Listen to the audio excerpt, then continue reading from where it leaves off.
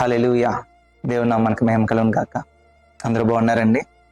దేవుని యొక్క విశ్వాసంలో పవర్ఫుల్గా తయారవుతున్నారా? నమ్మండి. మనకు వచ్చిన ఆ చెడు ఆలోచన ఏంటంటే, నా ప్రార్థన ఏంటి ప్రభువా అనుకుంటారు చాలామంది. నేనేం ప్రార్థన చేయగలను అని అనుకుంటున్నారు చాలామంది. కాదండి. మీరేం ప్రార్థన చేయడం కాదు, కానీ మీరు ఎవరికి ప్రార్థన చేస్తున్నారు అనేది చాలా ప్రాముఖ్యమండి.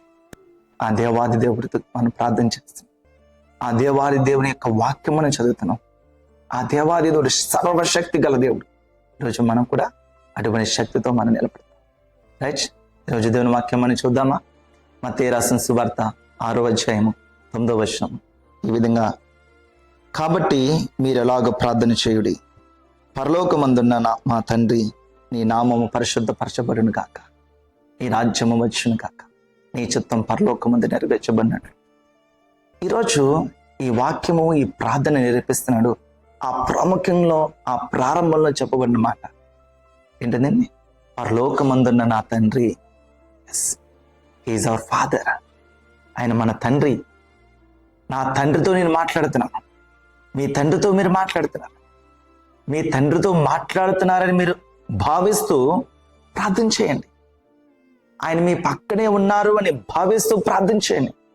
ఇమాజినేషన్ దేవుడు మనిషికి ఇచ్చిన గొప్ప వరం అండి అది. నా ప్రభు పక్కనే ఉన్నాడు. ఎస్, ఇక్కడ ఉన్నాడు. డాడీ, ఈరోజు ఇదిగో ఎగ్జామ్కి వెళ్తున్నాను పాప, డాడీ నేను వెళ్తున్నాను, సహాయం చేయండి అని ఆయన పక్కనే ఉన్నారని మీరు ప్రార్థన చేయగలిగితే దేవుని యొక్క సన్నిధికి మీ యొక్క ప్రార్థన శ్రేష్టంగా వెళ్తుందండి. నమ్మగలుగుతున్నారా? నమ్మండి. ఎవరు ప్రార్థన చేశారనే కాదు, ఎవరికి ప్రార్థన చేశారనేది కావాలి. ఎవరికి ప్రార్థన చేస్తున్నాం ఆ ప్రభు అఫీషియల్గా ఏమీ చూడడండి. పలానా పాస్టర్, పలానా అధికారి అని చూడడు ఆయన. హల్లెలూయా. పక్షపాతం లేని దేవుడు మన దేవుడు. సో కాబట్టి ఈరోజు మనం ప్రార్థన చేస్తున్నాం. పరలోకమందున్న మా తండ్రి అని మీరు ప్రార్థన చేయండి. మీ ప్రార్థనలో ప్రారంభంలో ఈ మాట పెట్టుకోండి.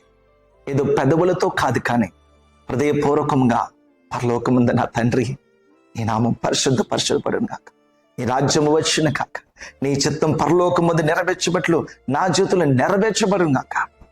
హల్లెలూయా.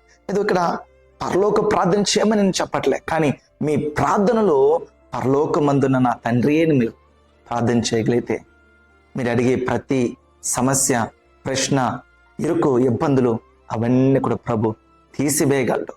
ఖచ్చితంగా అద్భుతం జరుగుద్ది. ఆయన మీ తండ్రిని మీరు నమ్మండి. మీ తండ్రితో మీరు మాట్లాడుతున్నారు.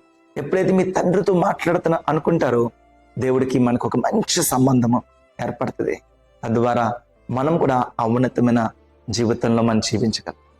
ఈరోజు నేర్చుకుందామా? ప్రతి ప్రార్థన కూడా పరలోకమందున్న నా తండ్రి అని మీరు ప్రార్థన చేయండి. ఖచ్చితంగా ప్రభు స్వరం మీరు వినగలరు. ప్రభుతో మీరు విశ్వాసం ముందుకు వెళ్ళగలరు. Right? May God bless you all.